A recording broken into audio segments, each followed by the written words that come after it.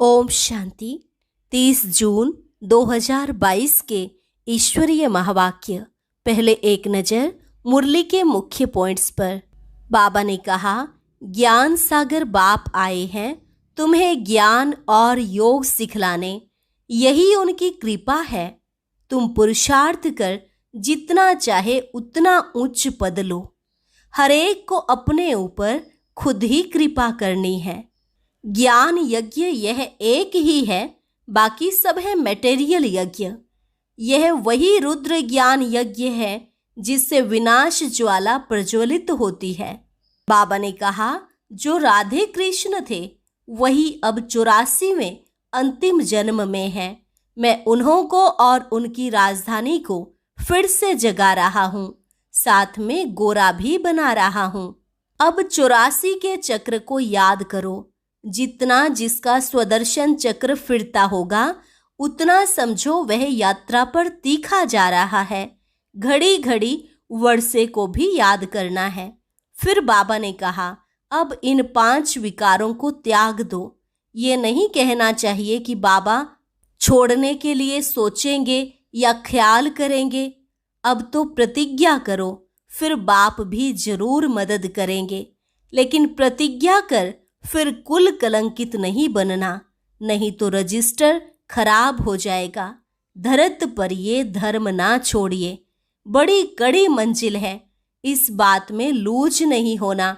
और लास्ट में बाबा ने कहा, भले कहीं भी घूमो फिरो लेकिन खान पान की परहेज जरूर रखो। भोजन पर दृष्टि देकर फिर खाना है। ऐसे साजन अथवा बाप को याद करने से तुम बहुत खुशी में रहेंगे। याद करते करते आदत पड़ जाएगी, फिर ज्ञान की धारणा भी अच्छी होगी। अगर कुछ खामी है तो धारणा भी कम होगी। और अब सुनते हैं महावाक्यों को विस्तार से। मुरली का सार। मीठे बच्चे, बाप से जो प्रतिज्ञा की है उस पर पूरा पूरा चलना है। धरत पर ये धर्म ना छोड़िए, यही है सबसे ऊंची मंजिल। प्रतिज्ञा को भूल उल्टा कर्म किया तो रजिस्टर खराब हो जाएगा। प्रश्न, यात्रा पर हम तीखे जा रहे हैं, उसकी परख अथवा निशानी क्या होगी? उत्तर, अगर यात्रा पर तीखे जा रहे होंगे तो बुद्धि में स्वदर्शन चक्र फिरता रहेगा। सदा बाप और वर्षे के सिवाय और कुछ भी याद नहीं होगा। यथार्थ याद माना ही यहाँ का कुछ भी दिखाई न दे। देखते हुए भी जैसे नहीं देख रहे हैं, वह सब कुछ देखते हुए भी समझेंगे कि यह सब मिट्टी में मिल जाना है। यह महल आदि खलास हो जाना है। यह कुछ भी हमारी राजधानी में नहीं था, न फिर होगा। गीत। माझी मेरे किस्मत के, जी चाहे जहाँ ले चल। ओम शांति। यह गीत की लाइन वास्तव में रोंग है। बाप कहते, बच्चे मैं आया हूँ तुम्हें ले जाने के लिए। कहाँ ले जाएंगे? मुक्ति और जीवन मुक्ति धाम। जितना उच्च पद चाहे उतना लो। ऐसे नहीं वह जहाँ चाहे। चाहते तो सभी हैं कि पुरुषार्थ करें, परंतु ड्रामा अनुसार सभी पुरुषार्थी एक जैसे तो नहीं बनेंगे। यह तो अपने ऊपर बच्चों को कृपा करनी है। ज्ञान सागर तो ज्ञान और योग सिखलाने आए हैं, यह है उनकी कृपा। टीचर पढ़ाते हैं, योगी योग सिखलाते हैं, बाकी कम जास्ती सीखना तो उनके ऊपर है। तुम जानते हो कि हम अभी सत्य के संग में बैठे हैं, ना कि झूठ के संग में। सत्य का संग एक ही है, क्योंकि सत्य है ही एक। सतयुग की भी स्थापना वही करते हैं और सतयुग में ले जाने के लिए पुरुषार्थ भी करवाते हैं। सच का एक श्लोक भी है कि सच बोलना, सच चलना, तब ही सचखंड में चल सकेंगे। सिख लोग कहते भी हैं, सत्य श्री अकाल। एक ही वो सत्य बाप सबसे श्रेष्ठ है। अकाल मूर्त है, उनको कभी काल खाता नहीं। मनुष्यों को तो घड़ी घड़ी काल खाता है। तो तुम बच्चे सच्चे सत्संग में बैठे हो। भारत जो अभी झूठ खंड है, उनको सच खंड बनाने वाला एक ही बाप है। देवी देवताएं सभी बच्चे हैं। यहाँ से देवताएं पुण्य आत्मा पने का वर्षा ले जाते हैं। यहाँ तो झूठ ही झूठ है। गवर्नमेंट जो कसम उठवाती है वह भी झूठ। कहते हैं कि हम भगवान की कसम उठाकर सच कहते हैं, परंतु यह कहने से मनुष्यों को डर नहीं रहता। इससे तो कहें कि हम अपने बच्चों की कसम उठाते हैं तो हिचकेंगे, दुख होगा, क्योंकि समझते हैं कि ईश्वर हमको बच्चे देते हैं। तो ईश्वर के नाम पर हम बच्चों का कसम उठाएं, पता नहीं मर जाएं, तो इसमें हिचकेंगे। स्त्री पति का कसम कभी नहीं उठाएगी। पुरुष स्त्री का कसम जल्दी उठा लेंगे। समझेंगे कि एक स्त्री गई तो दूसरी ले लेंगे। मनुष्य मात्र जो भी कसम उठाते हैं वह सब झूठ है। पहले तो गॉड को फादर समझें, नहीं तो फादर पने का नशा नहीं चढ़ता। तुम बच्चे तो जानते हो, सत्य श्री अकाल उस फादर को कहा जाता है। उस सत्य का नाम है शिव।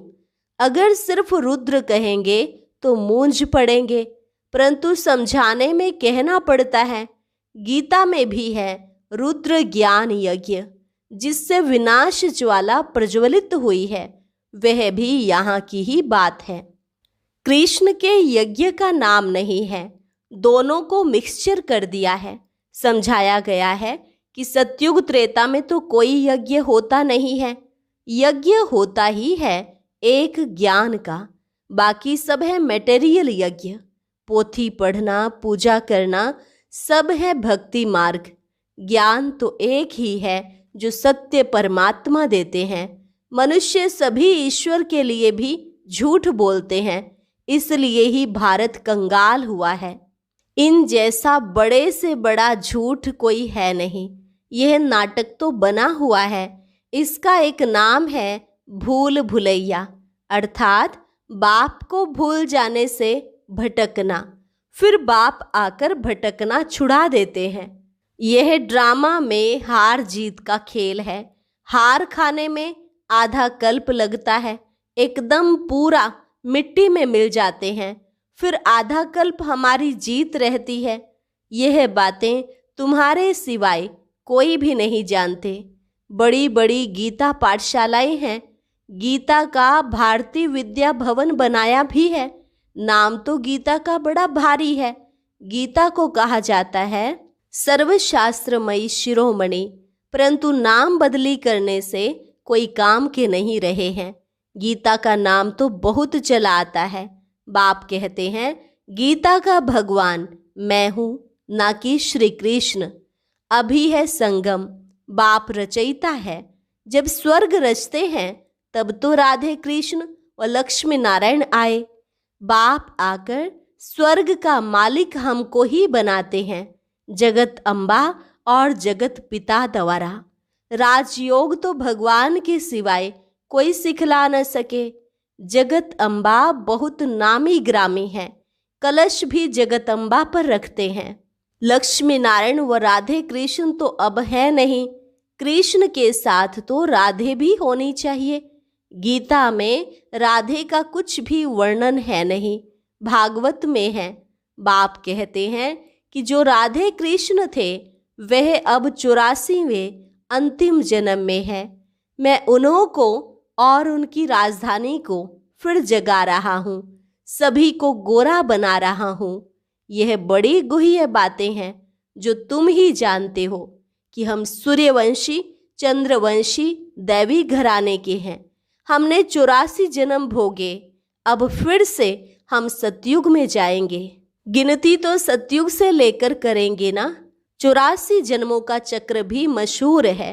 तुम वर्षे को घड़ी घड़ी याद करते हो ना, अब 84 के चक्र को याद करो। इस चक्र को याद करना माना सारे वर्ल्ड की हिस्ट्री ज्योग्राफी को याद करना। जितना स्वदर्शन चक्र फिरता रहेगा उतना समझो वह यात्रा पर तीखा जा रहा है। तुम जानते हो कि अब कांटों की दुनिया है, तमो प्रधान मनुष्य 5 विकारों में फंसे हुए हैं। बाप कहते हैं मैंपन छोड़ दो, लेकिन छोड़ते नहीं। इतनी बेहद की राजाई मिलती है तो भी कहते हैं कि ख्याल करेंगे। क्या यह विकार इतने प्यारे लगते हैं जो कहते हो कि छोड़ने लिए ख्याल करेंगे? अरे अभी तो प्रतिज्ञा करो तो बाप से मदद मिलेगी। इतना जरूर है कि प्रतिज्ञा कर, फिर कुल कलंकित नहीं बनना। धरत परिये धर्म ना छोड़िए, बड़ी कड़ी मंजिल है। बाप तो पूरी कोशिश करेंगे ना, लूज नहीं छोड़ेंगे। अच्छा एक बार माफ कर देंगे, अगर फिर किया तो मर पड़ेंगे। इसमें रजिस्टर खराब होता है। यह विकार तो पॉइजन है, ज्ञान है अमृत, जिससे मनुष्य से देवता बनते हैं। वह तो है कुसंग। सिख लोग सत श्री अकाल कहकर बड़ी धुन मचाते हैं, क्योंकि सत श्री अकाल ने सबका उद्धार किया है, परंतु उनको भूल गए हैं। भूलना भी ड्रामा में है। जैन धर्म वालों का बड़ा कड़ा संन्यास है। बाप कहते हैं कि मैं तुमको सहज राजयोग सिखाता हूँ। बाप कोई कष्ट नहीं देते।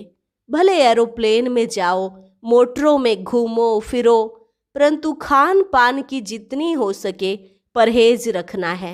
भोजन पर दृष्टि देकर फिर खाना है। लेकिन बच्चे यह भूल जाते हैं।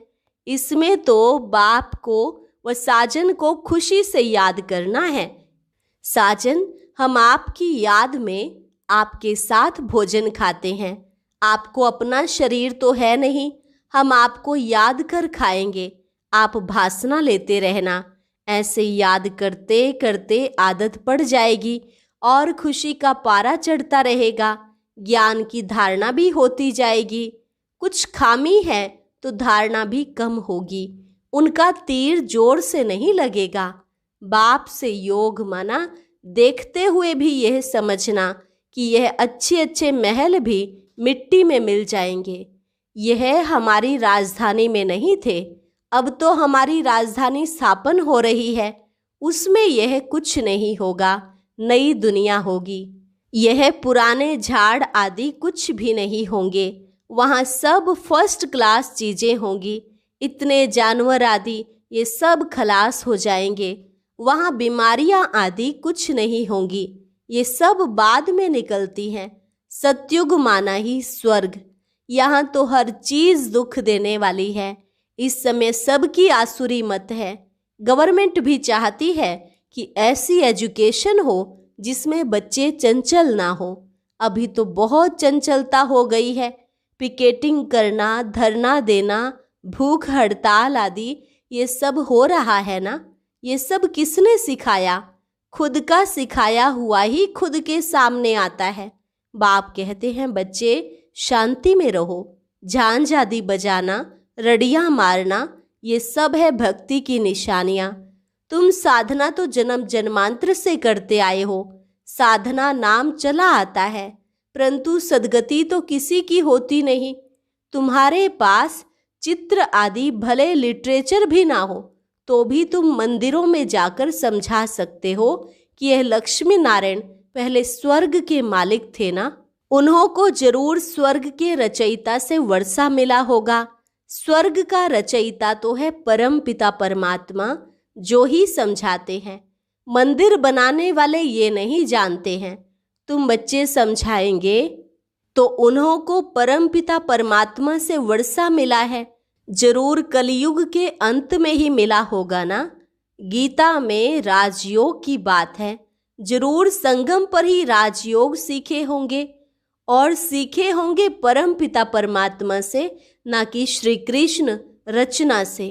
रचयिता तो एक ही बाप है, जिसको ही हेवनली गॉड फादर कहते हैं। जो अच्छे विशाल बुद्धि हैं, वह अच्छी रीति समझते भी हैं और धारणा भी करते हैं। छोटी छोटी बच्चियां बड़े आदमी से बैठ बात करें, चित्रों पर समझाएं इन्हों को रचने वाला कौन। भले कॉमन चित्र भी हो, वह ना भी हो, बच्चियां तोतली भाषा में समझा सकती हैं। छोटी बच्चियां अगर होशियार हो जाएं तो कहेंगे बलिहारी इस एक बाप की है, जिसने इनको ऐसा होशियार बनाया। बच्ची कहेगी कि मैं जानती हूँ, तब तो सुनाती हूँ। बेहद का बाप अब राजयोग सिखला रहे हैं। बाप कहते हैं, अपने को आत्मा समझो, कोई भी देहधारी को गुरु मत समझो। एक सतगुरु तारे, बाकी सब डुबोने वाले हैं। ऐसे टिकलू टिकलू करें तो नाम बाला हो जाए। कन्याओं द्वारा ही ज्ञान बाण मारे, यह दिखाया है ना। ऐसे भी नहीं कि सभी समझ जाएंगे। जो अपने धर्म के होंगे वह जल्दी समझ जाएंगे। वानप्रस्थ वालों को व जो मंदिर बनाते हैं उनको जाकर समझाना, उठाना चाहिए। हम आपको शिव बाबा की बायोग्राफी बताते हैं। सेकंड नंबर है ब्रह्मा विष्णु शंकर। हम आपको वर्ल्ड की हिस्ट्री ज्योग्राफी बताते हैं कि मनुष्य 84 जन्म कैसे लेते हैं। यह 84 का चक्र है। ब्रह्मा सरस्वती सभी की कहानी बैठ बताए। यह तुम बच्चों के सिवाय कोई समझा न सके। आओ तो तुमको बताएं कि लक्ष्मी नारायण ने राज्य कैसे पाया, फिर कैसे गंवाया। अच्छा, यह भी नहीं समझते हो तो सिर्फ मन मनाभव हो जाओ। ऐसे ऐसे बच्चों को जाकर सर्विस करनी चाहिए। अच्छा, मीठे मीठे सिकिल अधे बच्चों प्रति माता पिता बाप दादा का याद प्यार और गुड मॉर्निंग। रूहानी बाप की रूहानी बच्चों को नमस्ते। रूहानी बच्चों की रूहानी बाप दादा को नमस्ते नमस्ते, गुड मॉर्निंग। धारणा के लिए मुख्य सार। पहली पॉइंट, अंदर में कोई भी खामी हो तो उसे चेक कर निकाल देना है। बाप से जो प्रतिज्ञा की है उस पर अटल रहना है। दूसरी पॉइंट, भोजन बहुत शुद्धि से दृष्टि देकर स्वीकार करना है। बाप अथवा साजन की याद में खुशी खुशी भोजन खाना है। वरदान, सर्व खजानों के अधिकारी बन, स्वयं को भरपूर अनुभव करने वाले मास्टर दाता भव। सर्व खजानों के अधिकारी बन, स्वयं को भरपूर अनुभव करने वाले मास्टर दाता भव। कहा जाता है 1-2 हजार पाओ। विनाशी खजाना देने से कम होता है, अविनाशी खजाना देने से बढ़ता है। लेकिन दे वही सकता है जो स्वयं भरपूर हो। तो मास्टर दाता अर्थात स्वयं भरपूर व संपन्न रहने वाले। उन्हें नशा रहता कि बाप का खजाना मेरा खजाना है। जिनकी याद सच्ची है उन्हें सर्व प्राप्तियां स्वतः होती है।